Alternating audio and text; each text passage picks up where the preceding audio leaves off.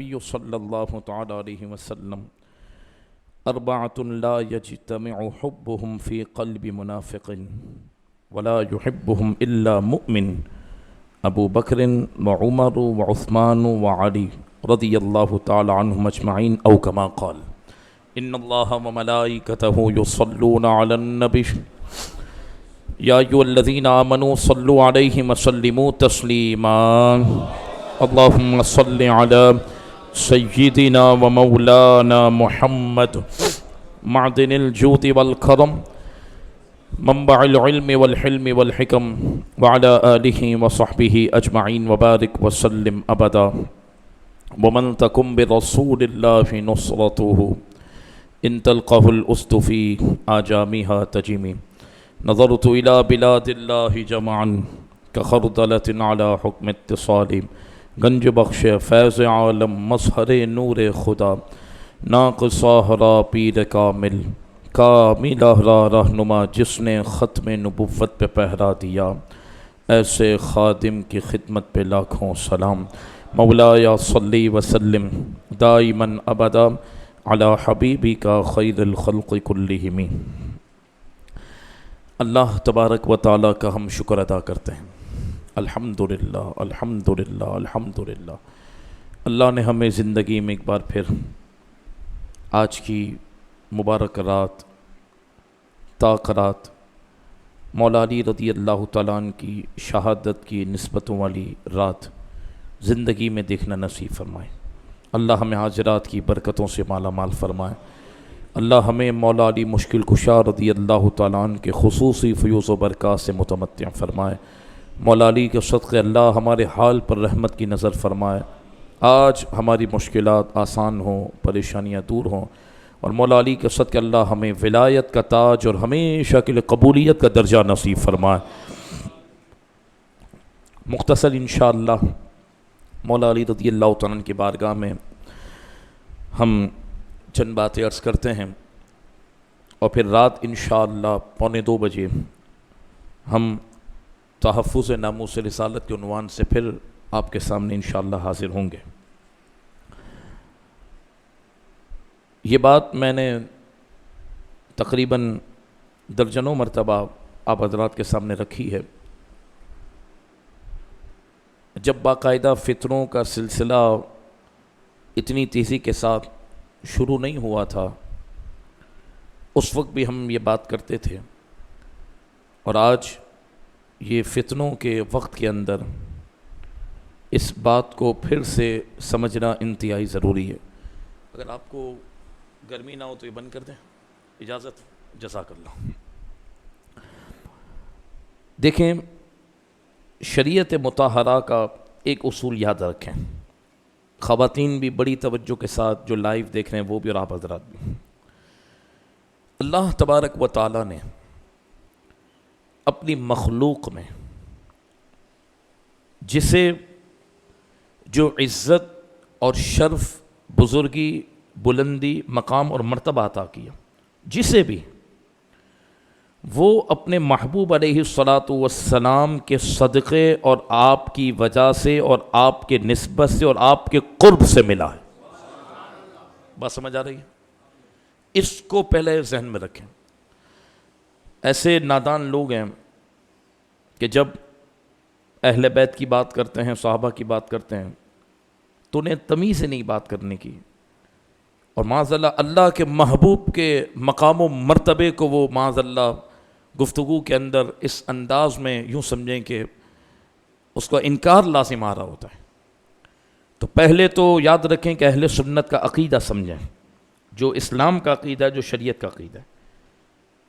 اللہ تعالیٰ نے سب عزتیں، سب عظمتیں، سب بلندیاں، سب مقام، سب مرتبے، سب کچھ جو رب کا ہے وہ سب کچھ اپنے محبوب کو دے دیا۔ یہاں تک بات سمجھ آ رہی ہے؟ بولیں، سب کچھ اپنے محبوب کو دیا، اور پھر اللہ رب العالمین نے یہ فیصلہ فرمایا اپنے فضل سے، جو ہم نے شریعت مطہرہ کی روشنی میں سمجھا اور پڑھا، اور جو اب تک کے 1400 سال سے اکابر بزرگوں نے جو تعلیم آگے بڑھائی، کہ پھر رب نے یہ فیصلہ کیا کہ اب محبوب میں جسے جو دوں گا ایک تو آپ کی وجہ سے دوں گا، بولو نا سبحان اللہ، آپ کے صدقے دوں گا، اور حبیب آپ سے ہی دلواؤں گا۔ یہاں تک بات سمجھ آ رہی ہے؟ اب کوئی بولے یہ کیا، تو میں نے کہا یہ تیرا اور میرا معاملہ نہیں، یہ رب اور محبوب کا معاملہ ہے۔ یہ کیا، یہ کیوں، میں نے کہا کائنات بنی حضور کے لیے، وہ رب مالک ہے، اس کی مرضی، اس نے فیصلہ کیا، تو اس سے پوچھ ہم سے کیوں لڑتا ہے؟ آپ کو یہ ابتدائی اگر بات سمجھ آ رہی نا تو پھر آپ یوں سمجھیں کہ پورا فلسفہ سمجھ جائیں گے۔ مولا علی کا معاملہ ہو، سکیدہ پاک کا معاملہ ہو، صحابہ کا معاملہ ہو، اور پھر جو صحابہ کی بیعتیاں کرتے ہیں وہ پھر کس نہج پہ جاتے ہیں، جو حضور کے اہل بیت کی گستاخی کرتے ہیں وہ کس نہج پہ جاتے ہیں، آپ کو سمجھ آ جائے گی۔ آپ یوں سمجھیں کہ جو انجینئر مرزا جیسے اور دیگر لوگ جو لوگوں کو آپ یوں سمجھیں کہ مس گائیڈ کرنا چاہتے ہیں، کبھی کس چکر میں لگاتے ہیں، کبھی کس معاملے میں لگاتے ہیں، تو آج اگر آپ یہ اصول سمجھ لیں گے نا میرے معتکفین حضرات، جوان بھائی، آپ سب، تو انشاءاللہ ہر معاملہ آپ کو حل ہو جائے گا۔ اور پھر آپ اس اصول کو ہمیشہ ہمیشہ کے لیے دل و دماغ میں جگہ دے دیں، آپ یاد رکھیں۔ اگر اس اصول کے خلاف کوئی ادھر ادھر کی بات کرے نا تو آپ سمجھ جاؤ یار یہ گڑبڑ کر رہا ہے، یہ ہمیں کوئی اور بات بتا رہا ہے، شریعت سے ہٹانے کی کوشش کر رہا ہے۔ ایک تو اللہ رب العالمین نے سب کچھ اپنے محبوب کو دے دیا، ٹھیک ہے؟ میرا آقا کریم نے فرمایا انما انا قاسم واللہ یعطی، واللہ یعطی، واحد کا صیغہ، فرمایا اللہ مجھے دیتا ہے، میں تقسیم کرتا ہوں۔ یہ بخاری کی حدیث ہے، کس کی حدیث ہے؟ میرا آقا نے کیا فرمایا، اللہ مجھے دیتا ہے اور میں تقسیم کرتا ہوں۔ اب اللہ کیا دیتا ہے یہ لکھا ہوا نہیں ہے، یہ لکھا ہوا، کیا کیا دیتا ہے یہ لکھا ہوا، کیا کیا دیا ہے یہ لکھا ہوا، جس کی تشریح علماء نے لکھی۔ فرمایا رب العالمین نے مطلق رکھا، محبوب نے مطلق رکھا، فرمایا جو رب کا ہے وہ سب مصطفیٰ کا ہے۔ خالق رب ہے، توجہ رکھو یار، خالق رب ہے، قدرت مصطفیٰ کی ہے۔ خالق رب ہے، مالک مصطفیٰ ہیں، اللہ نے بنایا اپنے حبیب کو دے دیا، اللہ نے بنایا اپنے حبیب کو دے دیا، ٹھیک؟ اب فرمایا کہ مانگا کس سے جاتا ہے؟ جو تقسیم کرتا ہے۔ اسی لیے کہتے ہیں حضور کی بارگاہ میں آؤ، حضور کی بارگاہ میں آؤ، اللہ سے مانگو۔ میں نے کہا کس نے انکار کیا؟ کون انکار کرتا ہے؟ کسی نے انکار نہیں کیا، بالکل صحیح بات۔ لیکن اللہ رب العالمین کی رحمت کا مزاج کیا ہے؟ فرمایا تم ڈائریکٹ مجھ سے مانگنے کی باتیں مت کرو، محبوب کی بارگاہ سے آؤ، کیونکہ میں نے سب اپنے محبوب کے لیے بنایا، اور میں نے سب اپنے محبوب کے لیے بنایا اور سب اپنے محبوب کے نام پہ کر دیا۔ میں یہ پوچھنا چاہتا ہوں، مجھے یہ بتائیں، جنت کے درختوں پر حضور کا نام لکھا ہے، فلسفہ سمجھیں۔ حضرت آدم علیہ السلام نے جب اپنے بیٹے کو وصیت کی کہ بیٹا جب بھی اللہ سے مانگنا تو محمد کے وسیلے سے مانگنا صلی اللہ علیہ وسلم، پوچھا یہ کون ہے؟ فرمایا جب میرا خمیر تیار ہوا نا، اور جب میرے جسم میں روح پھونکی گئی، اور جب میں نے آنکھ کھولی نا تو خدا کے عرش پر بھی دیکھا تو خدا کے نام کے ساتھ یہ محمد نام لکھا ہوا تھا، بولو نا سبحان اللہ۔ پھر میں جنت میں گیا تو وہاں پر بھی حور و غلما، جنت کا بوٹا بوٹا، شجر و حجر، سب کچھ، زمین و آسمان کا چپا چپا، جہاں رب کا نام با حضور کا نام۔ علماء نے کمال کی بات لکھی، فرمایا وجہ کیا ہے کہ اللہ رب العالمین نے کائنات کے چپے چپے پر مصطفیٰ کا نام لکھا۔ مطلب کیا ہے؟ فرمایا یہ بتانا رب چاہتا ہے کہ کائنات بنائی میں نہیں ہے، بنا کر میں نے سب مصطفیٰ کے نام پر کر دی ہے۔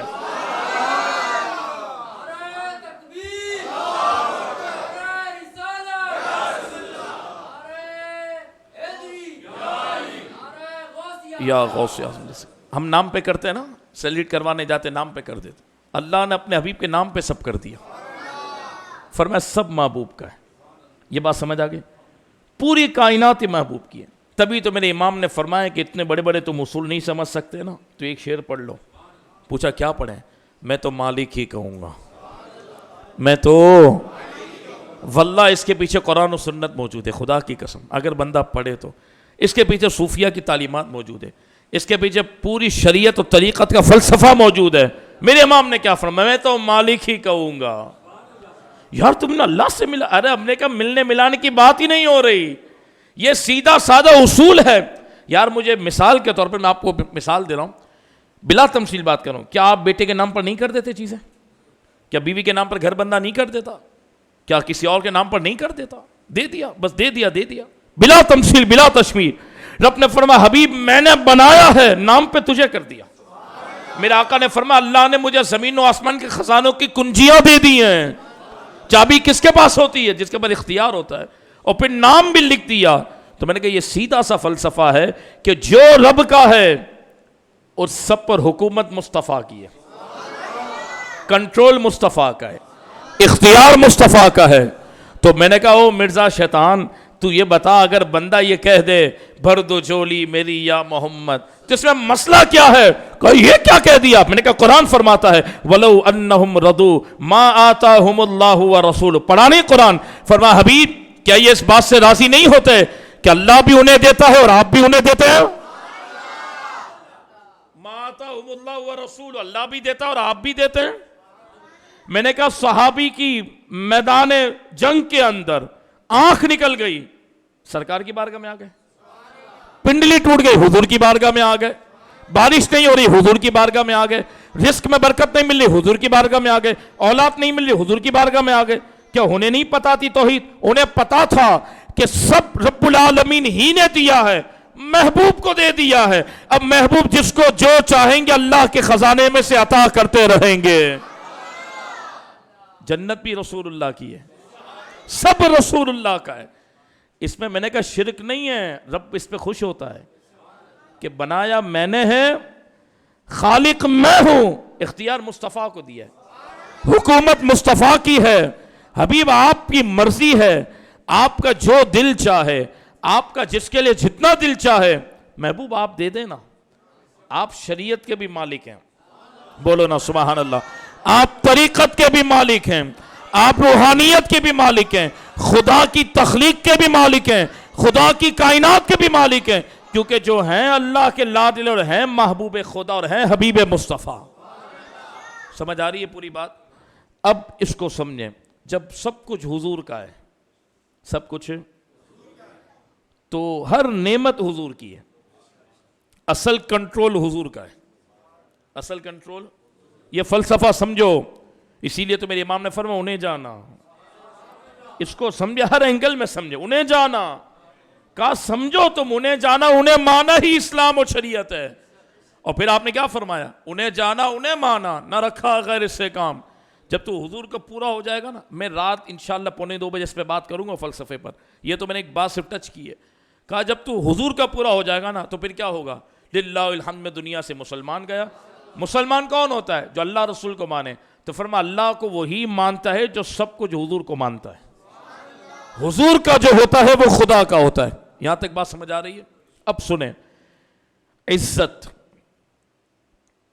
شرف، ولایت، روحانیت، تقوی، مقام، مرتبہ، شرف، بلندی، یہ سب کچھ نعمتیں ہیں، ان سب پر اصل حکومت حضور کی ہے۔ اور حضور نے جس کو جتنا چاہا نوازا۔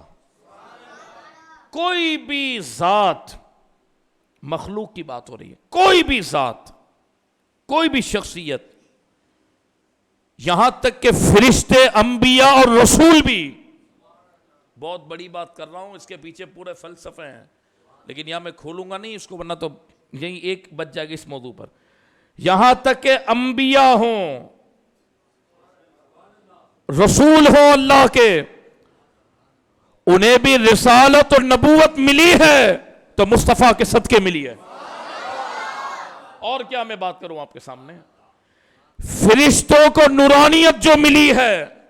میں تراویح کے بعد بھی اس لیے جوش میں نہیں کہ کوئی آپ سے سبحان اللہ کی داد لینی ہے، موضوع اتنا حساس ہے، موضوع اتنا پیارا ہے اور ہے بھی تاقرات، ہے بھی مولا علی کی رات اور ذکر بھی حضور کا ہو رہا ہے. سنیں اس کو. یہاں تک کہ فرشتوں کو بھی جو نورانیت ملی ہے وہ بھی حضور کی وجہ سے. ایمانداری سے میں آپ کو کہتا ہوں، آپ پڑھو اعلیٰ حضرت کو، پڑھیں آپ اعلیٰ حضرت کو. انہوں نے پوری باتیں لکھ دی اعلیٰ حضرت، پورا فلسفہ لکھا. ایسے نہیں بزرگ صرف حضور کی بات کرتے ہیں. کیا حضور کی بات کرو گے یہی بات بننی ہے؟ حضور ہی کی بارگاہ میں سب کچھ ہونا ہے، کیونکہ اللہ نے اختیار دیا ہے. اللہ چاہتا یہ ہے کہ تم میرے محبوب کے ہو جاؤ. اللہ یہ چاہتا ہے بس. اب یہ کیوں چاہتا ہے وہ اس سے پوچھو. فرمایا دوں گا میں لیکن دلواؤں گا مصطفیٰ سے. بس اس کا اختیار ہے، اس کی مرضی ہے، جو اس نے فیصلہ کیا. اب دیکھیں جو شرف، بلندی، روحانیت، مقام و مرتبہ جو بھی ملا حضور کے صدقے ملا، حضور کی نظر سے ملا. بولو نا. حضور کے ہاتھ سے ملا اور حضور کے قرب سے ملا. اس لیے اہل بیت ہوں یا صحابہ ہوں، اعلیٰ حضرت نے فرمایا یہ کہنا صحیح نہیں. شیعہ کہتے ہیں کہ اللہ کے حبیب کتنے خوش نصیب ہیں. جملہ سنیں توجہ سے. شیعہ کہتے ہیں، اعلیٰ حضرت نے اس کا رد کیا، اللہ کے حبیب کتنے خوش نصیب ہیں اللہ کے نبی کہ انہیں حسن و حسین جیسے نواسے ملے، علی جیسے داماد ملے، فاطمہ جیسی شہزادی ملی. اور وہابی کہتے ہیں اللہ کے نبی کتنے خوش نصیب ہیں جنہیں ابو بکر اور عمر اور عثمان جیسے صحابہ ملے. اعلیٰ حضرت فرماتے فلسفہ غلط ہے، تم سمجھے ہی نہیں. یوں کہنا ہے کہ حسنین کیسے خوش نصیب ہیں جنہیں مصطفیٰ جیسے نانا ملے ہیں، علی کیسے خوش نصیب ہیں کہ جنہیں مصطفیٰ کا داماد بننے کا شرف ملا ہے، سیدہ کتنی خوش نصیب ہیں کہ جو مصطفیٰ کی شہزادی ہوئی ہے، ابو بکر و عمر و عثمان و علی کتنے خوش نصیب ہیں جنہیں مصطفیٰ کا صحابی بننے کا شرف ملا ہے. یہ ہے فلسفہ. اب سمجھا سنیت کیا ہے؟ سمجھ آئے کہ نہیں ہے بھائی؟ یہ لیاقت آباد سے بھی لوگ اعتکاف میں آئے، کوئی کہاں سے اعتکاف میں بیٹھا ماشاءاللہ. یہ تو ہمارے پاس جگہ کم تھی تو ہم نے کہا کم لوگوں کو بٹھانے، واش روم و دیگر معاملات. اللہ کے آئندہ رمضان میں اور وسعت ہو تو اور لوگ بیٹھیں. غوث پاک کی مسجد ہے وہی چلا رہا، ہمیں تو نہیں پتا کیا معاملات ہیں. توجہ. تو جو بیٹھو آپ سنیت سمجھو، خدا کی قسم اس سے پاکیزہ عقیدہ کہیں نہیں ملے گا. یہ اعلیٰ حضرت نے فلسفہ لکھا. بات سمجھ آ گئی؟ کہا جس کو جو مقام ملا حضور کی وجہ سے، حضور سے نسبت ہوئی تو وہ بندہ بلند ہوا نا. ذاتی طور پر، بہت اہم بات کر رہا ہوں، یہ فلسفہ سمجھو. آج ذاتی طور پر ہم میں کوئی مقام نہیں، ہماری کوئی عزت نہیں، ذاتی طور پر کسی کی کوئی عزت نہیں، صرف حضور سے جڑنے کی وجہ سے عزت ہوئی ہے. اب ہم بہت نیچے اتر کے مثال دے رہا ہوں. میں اوپر بیٹھا ہوں، آپ پیسے میں بھی مجھ سے زیادہ ہو سکتے ہیں، خوبصورتی میں بھی زیادہ ہیں، عمر میں بھی زیادہ ہوں گے، عزت میں بھی، شرف میں، سب میں. مجھے اوپر کیوں بٹھایا؟ سنیں توجہ، سمپل بات کر رہا ہوں، کیونکہ اس وقت میں حضور کی تعریف کر رہا ہوں. بس یہاں سے سمجھ لو. یہ ممبر پر کیوں آپ نہیں بیٹھتے، میں بیٹھتا ہوں. اس ممبر پر میں عام دنوں میں بیٹھوں گا، کوئی بولے گا پاگل ہو گیا پتہ نہیں کیوں ممبر پہ بیٹھا ہوا ہے. لیکن جب مجھے حضور کی بات کرنی ہے تو سمپل بیٹھوں گا، آپ بھی نیچے بیٹھیں گے. اگر آپ میرے آفس کے اندر آئیں پیچھے کمرے میں تو ہم سب نیچے قالین پہ بیٹھے ہیں، سب آمنے سامنے بیٹھتے ہیں. وہاں میں کرسی پہ نہ بیٹھتا ہوں، نہ مجھے پسند ہے، اور نہ ایسا بیٹھنا چاہیے کہ آپ سب نیچے بیٹھو میں کرسی پہ بیٹھوں، نہیں. لیکن ہاں جب حضور کی بات کرتا ہوں آٹومیٹکلی آپ نیچے بیٹھ جاتے ہیں، میں اوپر بیٹھ جاتا ہوں. کچھ سمجھ آئے؟ اور جتنی دیر کروں گا اتنی دیر آپ مجھے بٹھاؤ گے، سچی بات تو یہ ہے، اور اتنی دیر آپ میری سنو گے بھی. اب بیان ختم ہو جائے گا، میں بھلے بیٹھا ہوں، آپ چلے جائیں گے، سب بولیں گے علامہ صاحب بیٹھنے تھے پتہ نہیں کیوں بیٹھے ہوئے. حضور کی بات میں روکوں گا، آپ اٹھ کے چلے جائیں گے، اور میں بھلے بیٹھا رہوں اکیلا. اب میرا بیٹھنا بھی بیکار ہو گیا. جب تک آپ سمجھو، اہم ترین بات سمجھو، بہت اوپر کی بات نہیں کر رہا، میں بہت نیچے گر کے مثال دے رہا ہوں. جب تک میں حضور کی بات کر رہا ہوں، آپ کو اوپر بیٹھے ہوئے بھی اچھا لگ رہا ہوں، بولو. آپ خود نیچے بیٹھے ہوئے بھی اچھے لگ رہے ہیں اپنے آپ کو، آپ کو کوئی گلٹی، کوئی کمتری فیل نہیں ہو رہی. آپ نارملی نیچے بیٹھے ہیں، بلکہ نیچے بیٹھنا آپ سعادت سمجھ رہے ہیں. یہ حضور کے ذکر کی بلندی ہے کہ اگر بندہ ذکر کر رہا ہے تو مخلوق سامنے نیچے بیٹھنے کے لیے تیار ہے. مخلوق میں جو حضور کا ذاکر ہے اسے مخلوق اوپر بٹھا رہی ہے کہ آپ بیٹھے. جہاں ذکر روکا وہاں شرف ختم، بلندی ختم. فرمایا اللہ رب العالمین نے اصول بنایا کہ محبوب جو جتنا تیرا ذکر کرے گا، جو جتنا تیرا ہوگا، جسے جتنا تیرا قرب ملے گا، جس پر تیری جتنی نظر ہوگی، تو جس کو جتنا اپنا بنائے گا کائنات میں اس سے بڑا درجہ کسی کا نہیں ہوگا. بس یہ سیدھی بات ہے، اس سے بڑھ کے میرے پاس کوئی بات نہیں. حضور نے علماء کے مقام بتائے تو آپ ہاتھ چومتے ہیں نا. کیوں ڈاکٹر صاحب کے بھی ہاتھ نہیں چومیں گے؟ سیٹ صاحب کے بھی ہاتھ نہیں چومیں گے؟ جو آپ کو سیلری دیتا ہے تنخواہ، کبھی اس کا بھی ہاتھ نہیں چومیں گے؟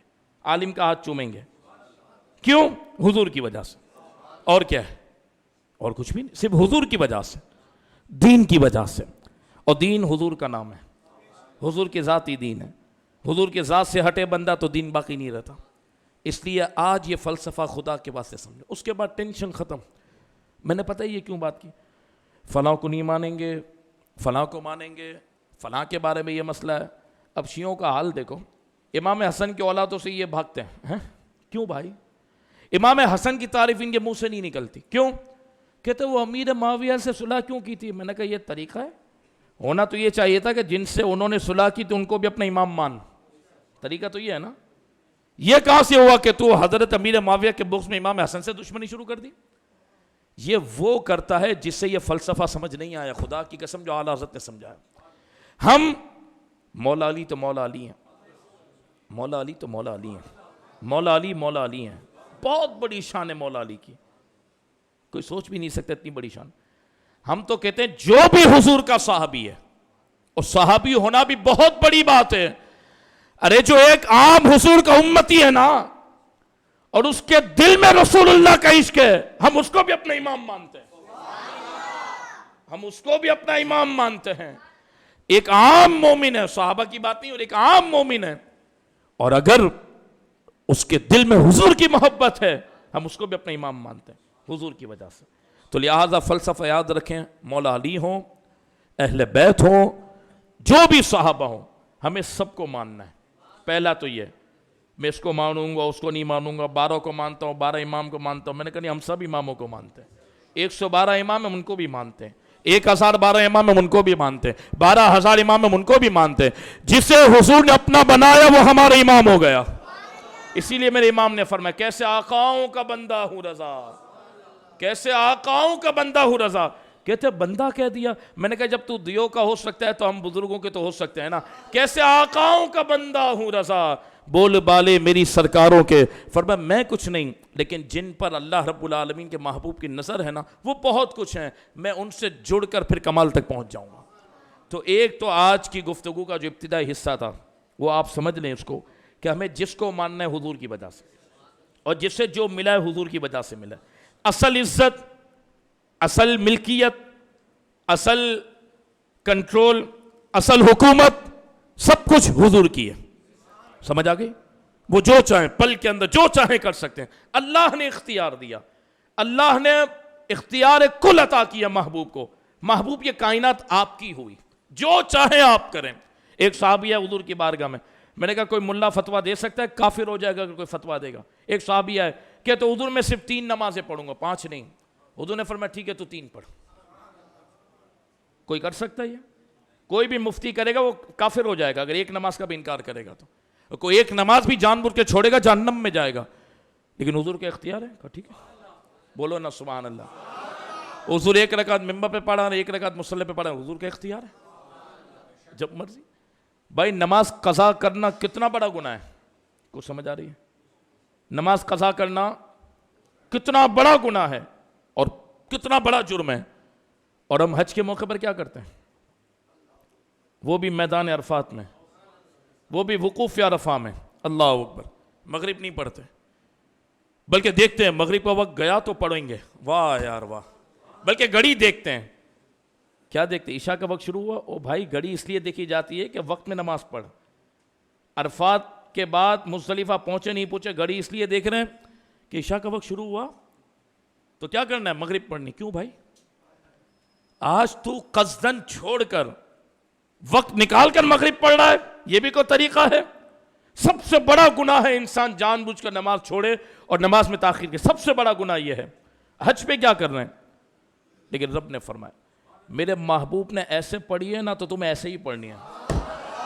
آج جو عرفات کے دن حاجی اگر مغرب اپنے وقت میں پڑھے گا، اللہ فرماتے میں تمہاری نماز قبول نہیں کروں گا، نہیں ہوگی قبول، ہے مولا؟ ویسے قانون یہ کہ نماز وقت میں پڑھنی ہے، وقت کے بعد پڑھو گے تو توبہ بھی کرنی ہے، قضا بھی ہوگی اور پکڑ بھی ہو سکتی ہے۔ اور عرفات کے دن اگر مغرب کی نماز حاجی نے عرفات میں اگر وقت میں نماز پڑھی، شریعت کہتے تیری قبول نہیں ہوئی۔ کیوں نہیں ہوئی بھائی؟ میں نے تو بہت اچھا کام کیا۔ فرمایا اچھا کام جب ہوتا جب حضور نے کیا ہوتا، اچھا کام جب ہوتا جب مصطفیٰ نے کیا ہوتا۔ تو پھر مولا کیا ہے؟ فرمایا آج میرے حبیب نے مغرب کی نماز عشاء کے وقت میں پڑھی ہے اور عرفات چھوڑ کر مزدلفہ میں پڑھی ہے، لہٰذا اب اچھا یہ ہو گئی کہ اس دن مغرب جو چھوڑے گا وقت کے اندر اور عشاء کے وقت میں پڑھے گا وہ میرا مقبول ہو جائے گا۔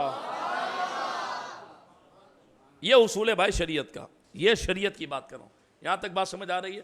اچھا کوئی آپ کو کسی دن جذبہ اٹھے، آپ کسی دن ہمت میں آ جائے کہ نہیں آج جو ہے نا میں ہر رکعت میں 4 سجدے کروں گا، 2 نہیں 4 کروں گا، ہوگی نماز؟ ہوگی بولو؟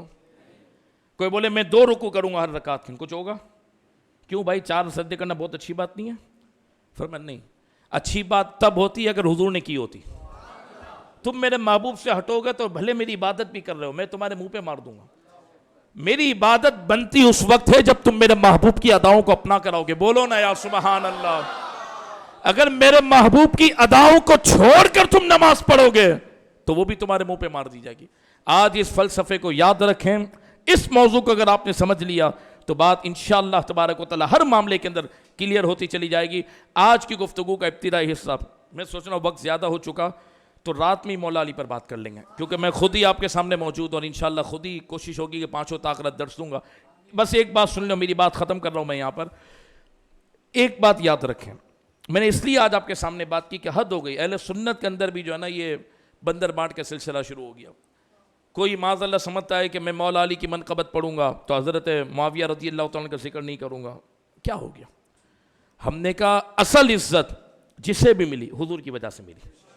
ہاں مولا علی کو حضور نے زیادہ عزت دی تو وہ امیر معاویہ کے مقابلے میں زیادہ عزت والے ہوئے، اور ہاں دیگر غیر صحابی کے مقابلے میں رسول اللہ نے امیر معاویہ کو بہت عزت دی تو وہ دیگر مخلوق میں بہت عزت والے ہو گئے۔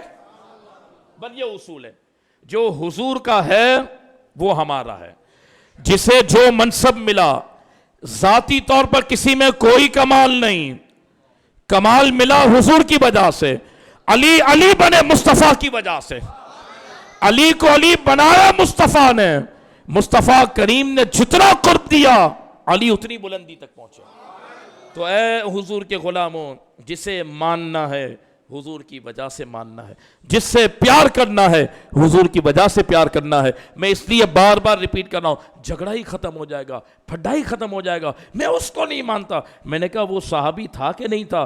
کہاں وہ تھا لیکن کہیں ذکر نہیں ہوا۔ ارے میں نے کہا حضور نے اس کو صحابی بنا کر ویسے ہی عزتوں کا تاج دے دیا، بات ختم ہو گئی ہے۔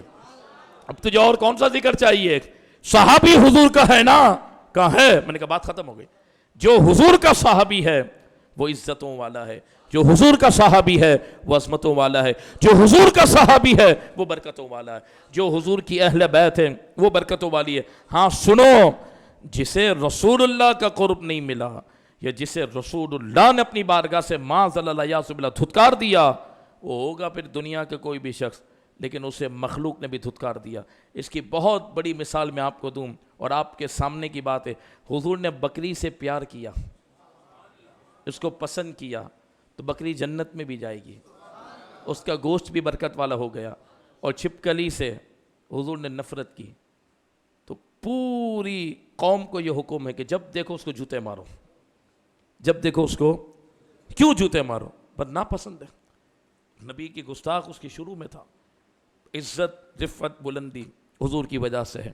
غار ثور میں اللہ کے محبوب علیہ الصلوۃ والسلام جلوہ گر ہیں، حضور جلوہ گر ہیں غار ثور میں. اللہ اکبر. بات مجھے علی کی کرنی تھی، مولا علی نے رسول اللہ کی کروائی، انہی کی نظر ہے. اور رات میں انشاءاللہ مولا علی کی بات کریں گے. ہم تو بیٹھے ہی ہیں نا ایک ہم. اللہ ہم سے یہ سعادت ہمیشہ ہمیشہ ہمیشہ کے لیے اللہ ہمارے لیے مقدر کر دے. ہماری نہ اوقات ہے، نہ ہماری زبان، نہ ہماری حیثیت ہے. یہ ان کی توجہ ہوتی ہے تو ہم ان کی بات کر سکتے ہیں. غار ثور والی بات پر میں اپنی بات مکمل کروں. اللہ کے محبوب جلوہ گر ہیں، صدیق اکبر ساتھ موجود ہے. کافر پیچھے سے حضور کو نقصان پہنچانے کی کوشش کر رہے ہیں. صدیق اکبر نے حضور کو کاندھے پر اٹھایا، غار ثور کے اندر پہنچے. اب توجہ، وہ پیچھے وہ قدم شناس تھے، وہ پیچھے چلتے غار کے منہ پہ پہنچنے والے تھے. اب اللہ کی حکمت دیکھو، مکری نے جالا بنایا غار کے منہ پر. کیوں؟ تاکہ پیچھے جو آ رہا ہے نا وہ یہ سمجھے کہ اندر کوئی بھی نہیں ہے، ہم غلط آئے ہیں. اگر اندر کوئی جاتا تو جالا توڑ کے جاتا نا، کیونکہ دروازے کے سوراخ کے منہ پر جالا ہے. غار کے اندر کوئی جا نہیں سکتا. مکری کا جالا تو بہت عرصے سے ہوتا ہے، ہاتھوں ہاتھ یہ تو بنا دیا اللہ رب العالمین کے حکم سے بن گیا. تو کوئی نہ کوئی اندر ہوگا. کیسے؟ پہلے جالا ٹوٹا پھر ہوتا. وہیں پر امام غزالی نے لکھا کبوتری نے انڈے دے دیے. کبوتری نے وہ انڈے ہی دے سکتی تھی اور کیا کر سکتی تھی؟ انڈے دے دیے. آپ کو پتہ ہے حضور کی حفاظت کے لیے اتنا سا کام کیا ہے، انڈے دے دیے. کبوتری تو انڈے دیتی رہتی ہے نا بھائی، لیکن وہاں اس کا انڈے دینا حضور کی حفاظت کے لیے تھا. اس نے غار کے منہ پر انڈے دے دیے اس وجہ سے کہ اب اور پکا دشمن کو یقین ہو جائے کہ اندر کوئی نہیں. کیونکہ اندر غار میں کوئی جائے گا کیسے؟ انڈے بھی صحیح موجود ہیں. انڈے ٹوٹیں گے تو اندر کو جائے گا نا، غار میں تو راستہ ہی نہیں. اس نے انڈے دے دیے. اللہ کو کبوتری کی ادا اتنی پسند آئی. امام غزالی فرماتے ہیں آج بھی حرم کعبہ میں جو کبوتر اڑ رہے ہیں نا، وہ اسی غار ثور کے منہ پر جس کبوتری نے انڈے دیے تھے اس کبوتری کی نسل سے ہیں. اور قیامت تک حرم کعبہ میں جو کبوتر اڑیں گے وہ اسی نسل سے ہوں گے. میں یہ پوچھنا چاہتا ہوں، بتاؤ اللہ تبارک و تعالیٰ نے اس کبوتری کو کتنا اجر دیا کہ تو نے صرف میرے محبوب کے لیے انڈے دے دیے نا حفاظت کے لیے. صرف تو نہیں، قیامت تک جو تیری نسلیں آئیں گی اسے حرم کعبہ میں جگہ دے کر حفاظت بھی کروں گا، برکتوں سے بھی نوازوں گا، قرب بھی عطا کروں گا.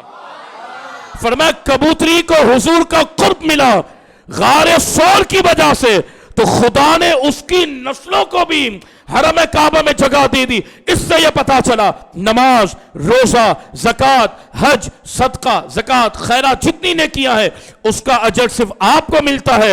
صرف رسول اللہ کی عزت، ناموس اور آپ کی حفاظت کے لیے جو کوئی کام کرتا ہے تو خدا نے یہ قانون بنایا صرف تجھے نہیں، قیامت تک جو تیری نسلیں آئیں گی ناموس رسالت کی حفاظت کے کام پر اس کی نسلوں کو بھی میں اجر دیتا رہوں گا. انہیں جانا، انہیں مانا، نہ رکھا غیر اس سے کام. للہ الحمد. دنیا سے مسلمان گیا. اللہ اپنے حبیب کی بارگاہ میں ہماری گفتگو قبول فرمائے. کوئی کمی ہو گئی ہو، کوئی کوتاہی ہو، اللہ کی بارگاہ میں توبہ کرتا ہوں. رات میں انشاءاللہ مولا علی پر بات کریں گے. مصطفیٰ